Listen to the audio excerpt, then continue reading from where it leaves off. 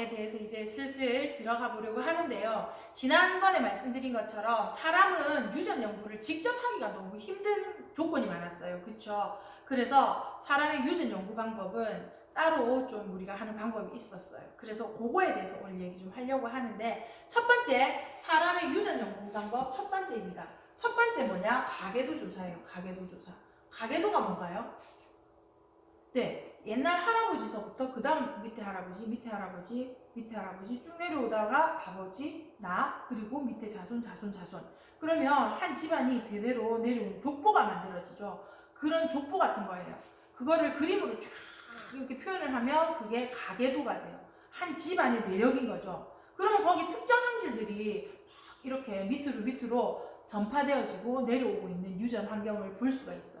그 환경을 알아보면서 사람의 유전을 조사하는 거죠. 그 방법이 가계도 조사입니다.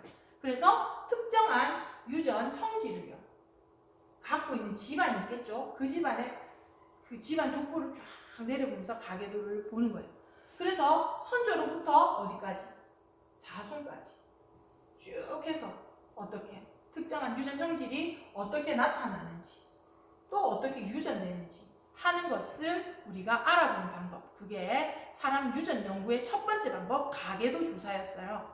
그러면 이 가계도 조사는 말 그대로 가계도잖아요. 그럼 가계도에 우리가 정해놓은 규칙이 있어요. 그림을 읽을 수 있어야 되거든요. 그래서 그림을 읽어내기 위해서 가계도 나타내는 기호에 대해서 한번 확인하고 넘어가셔야 돼요. 자, 그러면 먼저 가계도를 보면 이렇게 네모 그림이 있습니다. 보통 남자를 얘기해요. 남자. 그리고 여자는 어떻게? 동그라미로 표현을 해요. 그럼 여자와 남자가 만나서 어떻게 돼요? 결혼을 하겠죠? 그럴 때 이렇게. 그러면 결혼을 하고 나면 2세가 나올 겁니다. 자손을 만들 거잖아요. 그 자손은 아래쪽으로 이렇게 수직으로. 그리고 그 자손들이 형제다, 자매다, 남매다 이런 경우에 옆으로 수평하게 줄을 이렇게 꺼줍니다.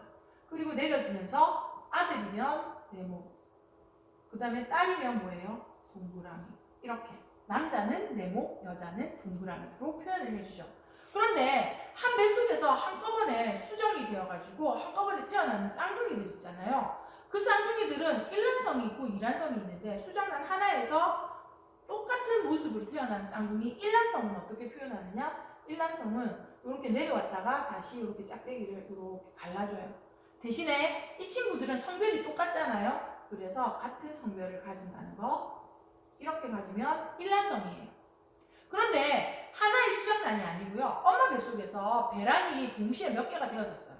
그래서 수정란이 제각각 수정이 됐단 말이에요. 그러니까 난자에서 정자를 맞아들이는 난자가 여러 개가 있었어. 그래가지고 각각 수정이 되었단 말이에요. 그러면 형제 자매 같은 그런 아이들이 한날 한시에 동시에 엄마 뱃속에서 태어난다는 거죠. 그런 경우에 우리는 이란성 쌍둥이라고 하거든요. 그런 경우는 어떻게 표현하느냐? 쭉 가서 이란성 쌍둥이는 바로 갈라집니다. 위에서. 그리고 성별이 같을 수도 있고 다를 수도 있어요. 이렇게 표현하는 거죠. 자, 뭐예요? 남자. 여기는 여자. 이건 뭐예요? 결혼. 네. 그러면 여기는 자손을 낳는다는 이야기가 되겠죠. 그러면 여기는 남자니까 아들, 딸. 이렇게 표현할 수 있는데 그 중에서도 한꺼번에 한 수정란에서 만들어진 거 뭐예요? 일란성. 그 다음에 여러 개의 수정란에서 각각 만들어졌으나 동시에 태어난 이란성. 네. 이 아이들은 쌍둥이가 되죠. 이렇게 해서 가계도를 나타내는 기호였어요. 여기까지 기억하실 수 있겠습니까? 그래서 앞으로는 가계도 보는 연습도 해야 돼요. 근데 오늘은 기본적으로 이렇게. 그래서 사람의 유전 연구 방법 첫 번째 가계도 조사를 알아보는 방법이었어요. 그럼 두 번째 한번 보시겠어요? 두 번째 아까 말한 쌍둥이 조사. 쌍둥이 조사는요.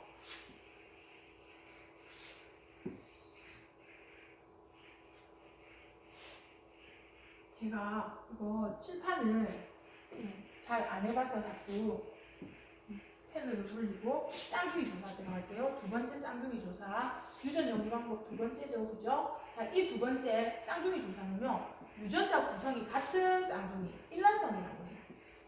그리고 유전자 구성이 좀 다르죠. 이란성 쌍둥이가 되죠.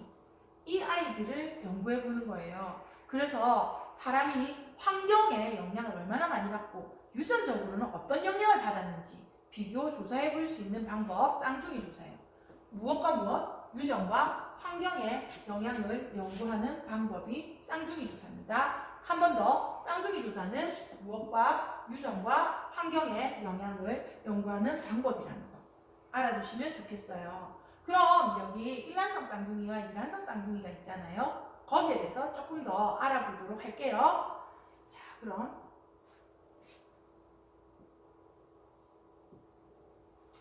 첫 번째 쌍둥이, 일란성 쌍둥이가 있어요. 제가 저쪽으로 가서 설명을 좀 할게요. 자, 일란성 쌍둥이라는 거 말 그대로 뭐예요? 한 개의 수정란이 발생 초기에 난할이라는 걸 하지 않습니까? 그때 이세포기 한번 딱 했어요. 체세포 분열을 했거든요. 그러면 유전자가 복제가 돼가지고 여기 46개, 46개 됐다. 똑같은 유전자로 나눠졌는데 여기서부터 다시 나날이 처음부터 시작이 되는 거예요. 발생이. 그러면 나중에 어떻게 되느냐? 똑같이 생긴 아이가 둘이 만들어져서 한꺼번에 태어나게 되는 거죠. 그래서 발생 초기에 두 개로 분리되어서 각각 발생하게 되는 거예요. 그러면 유전자 구성은 어떻게 됩니까? 똑같아요. 성도 똑같겠죠. 그죠? 성별도 어때요? 같죠. 그리고 얼굴도 똑같이 생겼을 거예요. 유전자 구성이 같으니까. 그리고 형질의 차이는요. 똑같이 생긴 친구가 있는데 한 친구의 키가 좀 커, 한 친구의 키가 좀 작아. 이런 형질의 차이. 몸무게가 좀 다르네. 이런 형질의 차이 있죠. 그런 건 자라온 환경에 의한 영향을 받은 거예요. 그래서 일란성 쌍둥이는 환경의 영향을 받는다 하는 거 기억해 주시면 좋겠습니다. 자, 그 다음 계속해서 이쪽으로 와서 이란성 쌍둥이 보세요. 이란성 쌍둥이는요, 두 개의 난자가 있어요. 두 개 이상의 난자겠죠? 한쪽에서 한 달에 하나 배란이 되어서 나와야 되는데 그게 여의치 못해서 뭐 호르몬 불균형이나 아니면 배란 주사를 맞는다든지 해서 한꺼번에 난자가 여러 개가 나올 수가 있어요. 그러면 동시에 수정이 각각 되겠죠. 그래서 두 개의 난자가 각각 다른 정자와 수정이 돼요. 그럼 수정란이 두 개가 되는 거잖아요. 그렇게 해서 각각 발생하게 되는 경우를 이란성 쌍둥이라고 하는 거예요. 그러면 유전자 구성은 어떻게 돼요? 유전자 구성은 조금씩 다르겠죠. 유전자에서 받은 생식세포들은 이렇게 보면 유전자가 각각 엄마 아빠 쌍으로 있다가 하나씩 나누어져서 생식세포로 제각각 들어가잖아요. 그러니까 유전자 구성이 좀 다양해지겠죠. 그렇게 다양해진 유전자들이 만나서 만들어졌으니까 하나의 수정란 또 다른 하나의 수정란은 서로 유전자는 조금 차이가 날 거예요. 그죠? 그래서 구성이 뭐하다? 다르다. 기억하실 수 있겠죠. 그리고 마치 형제나 남매나 자매 같은 그런 모습으로 한날 한시에 태어난 것이 이란성 쌍둥이다. 네. 그리고요, 형질의 차이는요, 이때는요, 유전자 구성이 다르니까 좀 다를 수 있고요. 그리고 또 역시 살아온 환경 때문에 다를 수 있어요. 그래서 이란성 쌍둥이는 유전과 환경 모두의 영향을 받는다는 거 알고 계시면 좋겠습니다. 그래서 일란성과 이란성 쌍둥이의 차이점 한번 봤습니다. 여러분 이것도 꼼꼼하게 잘 기억해 주시면 좋겠어요. 자, 그러면 이 쌍둥이 조사가 사람 유전 연구 두 번째였잖아요. 엄밀히 따지면 통계 조사라는 것도 있거든요. 그건 가계도 조사처럼 그렇게 사람의 형질을 이렇게 나타난 것을 보는 편인데 그거는요, 한 집단에 있는 사람들을 대상으로 해서 어떤 형질들이 있는지 통계를 내어보는 조사가 있어요. 여기 판서는 안 돼 있습니다. 가계도 조사에 같이 파묻혀서 제가 포함시켰어요. 자, 그리고요, 또 다음 하나 더 보시면요. 자, 세 번째 방법, 염색체와 DNA를 가지고 조사하는 방법이에요. 염색체를 가지고 조사하는 방법은요. 자꾸 실수를 하네요. 자, 염색체를 가지고 조사하는 방법은요. 염색체를 직접 뭐합니까? 분석을 합니다. 그러면 특정 형질에 관련된 염색체 모양이 어떤지, 즉 염색체의 수와 모양을 구분해 볼 수 있죠. 이렇게 염색체의 수와 모양을 비교해 볼 수 있는 이런 것들을 우리는 뭐라고 하느냐? 핵형 분석이라고 해요. 핵형 분석. 핵형이라는 건 이제 염색체가 쫙 1번에서 23번까지 사람의 염색체가 두 개씩 쌍을 이루어서 쫙 있잖아요. 그 모양을 보고 알아보는 거예요. 그래서 뭐 염색체 21번 같은 경우에 하나가 더 있으면 뭐 다운 증후군, 그 다음에 XY 염색체에 X가 하나 더 붙어서 XXY면 클라인펠터 증후군, 뭐 이런 것들이 생기는 뭐 이런 것들을 알 수 있는 거죠. 그래서 아, 이 염색체가 있으면 이렇고 없으면 이렇게 되는구나라는 걸 알 수 있는 그런 내용들이겠죠. 그걸 핵형으로 분석한다는 거예요. 그 다음에 부모하고 자손이 닮았다 안 닮았다, 친부인지 아닌지, 친자식인지 아닌지 알아보고 싶을 때 우리는 어떻게 한다? DNA를 뭐합니까? 비교합니다. DNA를 비교하면 뭐 일치 99.9% 이렇게 무슨 이게 드라마 같은 데 보면 나오잖아요. 그러면 허허허 내가 잃어버린 자식을 찾았구나 뭐 이렇게 하는 경우고요. 다르면 아 친족 관계가 아니구나라고 알 수 있게 되겠죠. 자, 그래서 그렇게 특정 형질이 DNA를 비교해가지고 어떻게 유전되었는지도 알 수 있게 되는, 그리고 친자인지 아닌지도 알 수 있게 되는 뭐 이런 방법들이 있는데, DNA에서 이렇게 특정 형질이 어떻게 유전되는지 알아보는 방법으로는 전기연공이라는 방법이 있어요. 이게 좀 어려운데 이건 뒤에 가서 또 배우시고요. 또 하나 더 뭐가 있냐면 염기서열 분석하는 게 있어요. DNA 안에 보면 염기서열이 이렇게 짝을 이루어가지고 유전 정보가 유전자들이 쫙 깔려 있잖아요. 그거를 분석하는 방법이 있죠. 그래서 그렇게 분석하는 경우가 있고요. 그 다음에 이렇게 유전 연구 방법 이 세 번째에 나와 있는 염색체와 DNA 조사를 하면 염색체 이상 같은 것을 빨리 뭐 할 수 있어요? 알아서 유전병을 진단할 수가 있어요. 아까 말한 것처럼 예를 들어서 XY만 있어야 되는데 XXY다 이러면 클라인펠터 증후군이라고 되어 있는데, 이 아이는 태어날 때 남자의 생식기를 가지고 있기 때문에 아들일 줄 알고 있어요. 그랬다가 나중에 자라서 2차 성징이 일어날 때 가슴도 생기는 거예요.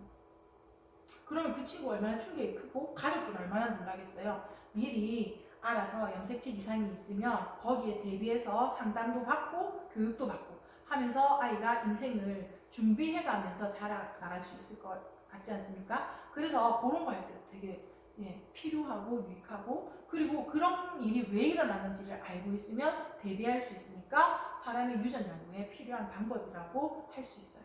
그래서 이번 시간에는 사람의 유전 연구에 대한 이야기 한번 해보았습니다. 첫 번째, 가계도 조사 있었죠? 그래서 가계도 조사, 그리고 또 추가로 통계 조사 있었어요. 그리고 쌍둥이 조사 있었어요. 그리고 염색체 DNA 조사, 이런 방법들로 인해서 사람의 유전이 이제 관계가 연구가 되어진다는 거예요. 여러분들 제목 딱 모아가지고 기억해 놔주시면 좋겠습니다.